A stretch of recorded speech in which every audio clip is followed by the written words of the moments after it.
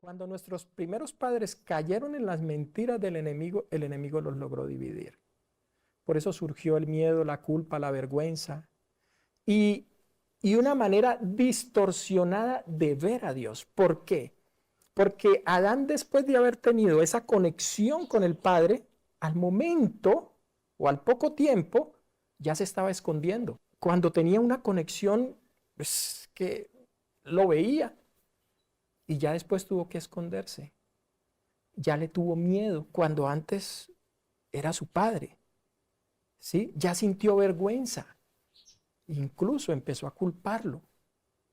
Se distorsionó todo. Pero sabes que en ese amor Dios quiere restaurarnos a la unidad.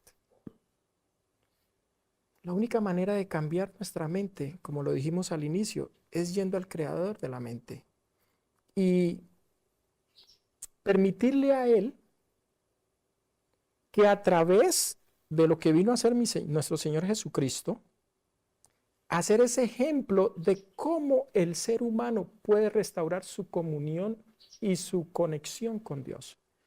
Cada uno de los ejemplos que Cristo nos dio, poniéndolos nosotros en práctica, basados en el principio del amor, llegaremos a ser semejantes a Él. Ahora, la mayoría de personas, lamentablemente, quieren ser lo que otros son. Por eso no hay identidad.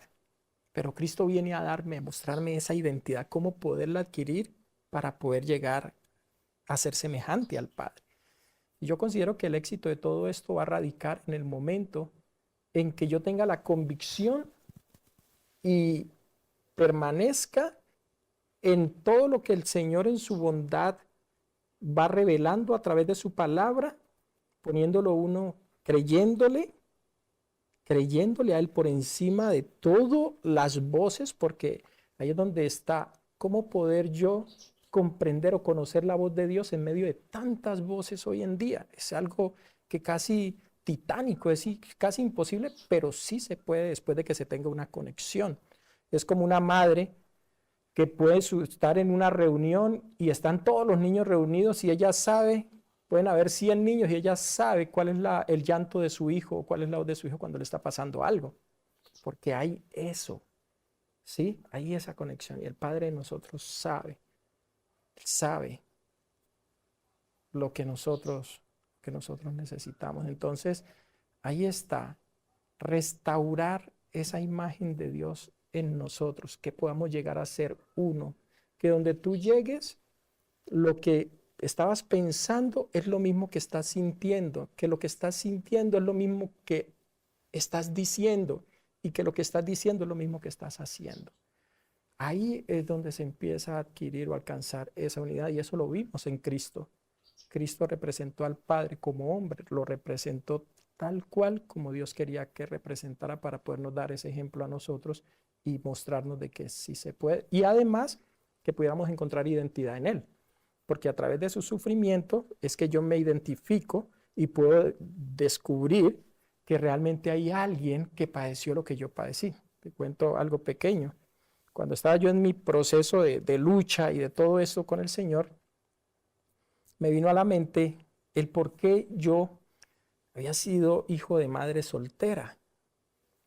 Y entonces, un día reflexionando y analizando la manera en que Cristo nació, porque se decía, incluso los fariseos y todas estas personas decían que Cristo era un bastardo, era un hijo ilegítimo, no era hijo de José.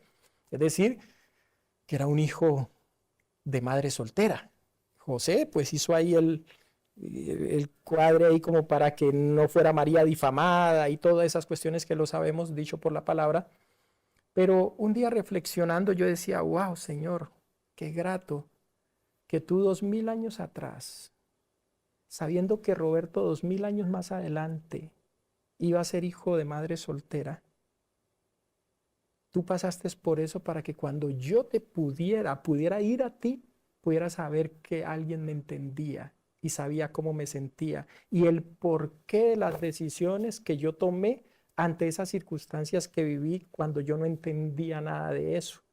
Y que por ende Es por eso lo hermoso de Dios es la manera que Él tiene de poderme juzgar, que no me juzga por mis acciones tal cual como son, sino aquellas cosas que detonan mis acciones. ¿Qué es lo que hay atrás a través de mis heridas que me llevan a actuar como actúo? Y como Él conoce todo el contexto, por eso Él en su amor y en su paciencia me lleva paso a paso hasta que yo llegue a comprender el porqué de las cosas y pueda llegar a amarlo como Él quiere que lo ame, pero no de una manera forzada como me enseñaron a mí que tenía que obedecerlo, si no me venía todo lo malo y eso. No, es a través de esas manifestaciones, pero claro, tiene uno que entrar como en esos procesos como de meditación, esos procesos de estudio, de lectura, de conexión y todo eso como para uno ir percibiendo esas cosas y empezar a tener esa sanidad. Es decir, que no importa cuál herida hemos pasado, cuál situación hayamos vivido, eh, puedo ver mi historia reflejada en Jesús. Literal, ¿sabes? Las heridas llegan, pero por muy herido que estés, es como cuando alguien con culpa, sin culpa, te corta. La herida la tienes tú. La otra persona no puede sanarte. Tú eres el que tiene que empezar el proceso de sanación. Hay muchas heridas que sanan superficialmente y por fuera tú crees que ya está sana, pero cuando hay un roce, oh, sientes el dolor que demuestra de que eso todavía no ha sanado. No importa que de las heridas que ya han sanado quedan las cicatrices, ¿sabes? Cada que yo veo mis cicatrices, me acuerdo, aunque no me duele, pero me acuerdo qué pasó y ahí hay lecciones que aprendí que me ayudan para ayudar a otros. Las heridas están allí para, es decir, no quiero ser malinterpretado en el sentido de, porque he escuchado a muchas personas que han crecido en ambientes que no han padecido absolutamente nada. Yo no he sido abusado, yo no he tenido, pero tienen depresión, están como viviendo sin sentido. Me dicen, yo no sé para qué vivo. Yo no he sido abusado, yo no, no es que estén buscando ser abusados, no, nada de eso. Pero ellos dicen, yo no tengo problemas con mis padres, yo no tengo, no fui abandonado, pero no tengo, no encuentro sentido a la vida. Y dicen a uno, y entonces le dicen, no sé qué hacer para, de igual manera. Qué bendición, y algo que es muy interesante. Ve a Eclesiastés. Salomón no tuvo nunca conflictos. Salomón fue el rey que no fue a ninguna guerra. Ese no tuvo ningún problema, hijo de rey, tuvo todo a su disposición, fortuna, riqueza, sabiduría, todo. ¿Cuál fue su discurso final? Vanidad de vanidad, todo es vanidad, esta vida no tiene sentido. Por donde se mire, necesitamos de Dios. Sea que por su gracia hayas tenido la abundancia y todo lo que Salomón tuvo, o puedes haber llegado a tener unas situaciones como las que Cristo vivió, que fue solo persecución, dolor, guerra, golpes y de toda esa cuestión. De todas maneras, hay un Dios que tiene para darnos aquellas cosas que sabe que necesitamos, porque de una u otra forma se van a generar vacíos, se van a generar carencias o todas esas cosas. Sí. Sabiendo que, sabiendo que vivimos en un mundo con tantas personas rotas, divididas, como decíamos ahora, como cristianos adventistas, ¿cuál es nuestra misión ahora?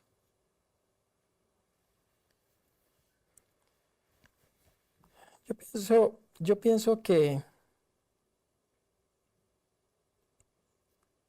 que nuestra misión como personas, Dios se encarga de mostrárnosla a cada uno. Siempre he creído que Dios no se iba a dar la tarea de hacernos diferentes, sino se iba a poner a hacer a todos lo mismo. Siempre he creído y veo al mundo como un amplio rompecabezas donde cada persona es una pieza y que cuando esa persona no logra cumplir el propósito por el cual Dios lo creó, lo que Dios tuvo en mente, ese espacio va a quedar ahí hasta la eternidad. Porque, porque Dios en cada ser humano puso algo divino, puso algo allí que respeta las decisiones de cada persona. Él es el Señor, Él es Dios, Él no puede entrar como el enemigo a obligar, porque de lo contrario se creería lo que el enemigo siempre ha dicho, que es un Dios injusto, es un Dios esto. No, Dios nos respeta y en la medida de nuestro sistema de creencias, lo que nosotros tenemos, vamos evaluando y vamos tomando decisiones y Él las va respetando y unas nos alejarán cada vez más de Él a tal punto de llegar y decir, Dios no existe, no lo necesito, ¿no? Y listo. O acercarnos a Él y ir viviendo una vida diferente, ¿no? Nuestra misión, es decir, en la línea de salud mental, yo considero, me viene a la mente ahora Juan 16:33 que dice, en mí tendréis paz, en el mundo tendréis aflicción, pero confiad, yo he vencido al mundo.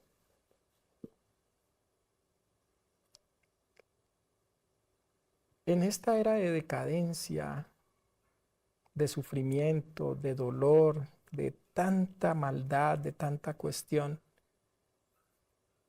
ver a alguien con paz, a pesar de, es uno de los testimonios más grandes que se pueden manifestar, digámoslo así. Y a eso considero que nosotros hemos sido llamados.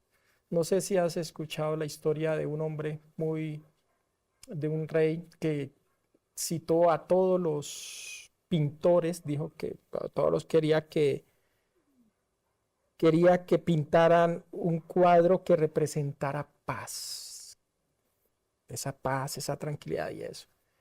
Y participaron todos los pintores del pueblo y unos pintaban valles tranquilos, hermosos, el mar quieto, bueno, muchos tipos de pinturas, pero ninguna de ellas le llamaba la atención y una que habían tirado por allá que no creían que a él le fuera a gustar. En toda esa andanada, mirando él esas imágenes, esas pinturas, preguntó, ¿y esa qué hace por allá? Dijo, no, majestad, lo que sucede es que esa pintura no representa tal vez lo que usted quiere, ¿no? ¿Y cómo así? Yo dije que no desecharan a ninguna, ven. Y en ella encontró lo que para él era paz. Y era un ave en una roca en medio de un mar embravecido. Y ella con su polluelo allí tranquila, en medio de esas olas turbulentas y todo eso. Eso es lo que representa paz y a eso es que nosotros hemos sido llamados. ¿Sabes por qué? Porque si nosotros decimos que hay alguien que está al control de todo, si hay alguien que nos ama y cuida de nosotros, nosotros debemos de soltarnos y creer. Y eso es lo que este mundo hoy no está viendo en el profeso, llamémoslo así, pueblo cristiano. Porque lamentablemente las reacciones de una persona no cristiana o no creyente es la misma reacción que tiene una persona creyente ante una adversidad. No hay diferencia. Por ende, la gente, ¿en quién va a creer? ¿A quién va a acudir? Si aquellos que hemos sido llamados a representar a ese Dios que cuida de nosotros, cuando tenemos la oportunidad, nos desestabilizamos de la misma manera. No hay a quien mostrar. Entonces yo considero que hemos sido llamados, más que pregonar muchas cosas que son ciertas, pero que pasan a ser solamente teoría, necesitamos ir a la práctica de esa conexión con el Padre, de saber que no va a venir a mí nada que yo no pueda resistir y estar tranquilo. Difícil, claro, eso uno dirá, claro, los que pueden estar viendo esto dirán, no, pues que no están padeciendo lo que yo estoy padeciendo, perdón. Pero nosotros tenemos que centrarnos en varias promesas, porque ahí es donde está la conexión con el Padre. Señor, tú prometiste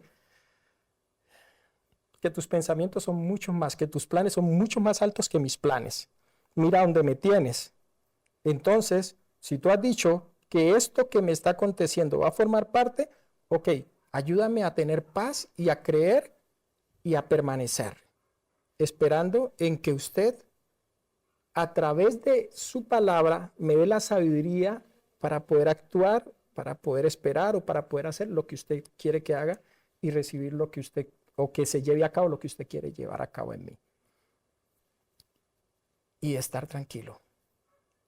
Y bueno, después el tiempo se encargará de demostrar. Lo que sí sé y estoy seguro es que afortunadamente no todo dura para siempre. Todo tiene su tiempo. Y depende, considero yo, de la manera en que asumimos cada situación, hacemos que se alargue o que se acorte el proceso.